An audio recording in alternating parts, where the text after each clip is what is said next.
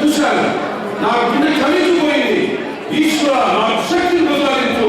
ఇక్కడ పేద వాళ్ళకి రాత్రి ఉండడానికి బస్సు చేసే శక్తిని ప్రసాదించు కోరాను.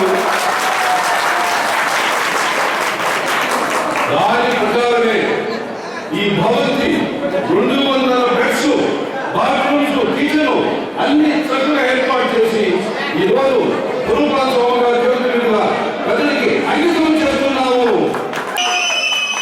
ఈరోజు ఈ శుభ సమయంలో సంక్రాంతి నగర సంక్రాంతి పండుగ రోజు మరి సోమనాథ స్వామి చదువుగా అంకితం చేస్తున్నారంటే ఈరోజు కాదు, మరొక 50 సంవత్సరాల దాకా కూడా సుబ్రహ్మణ్యం గారు విలువలయ్యారు.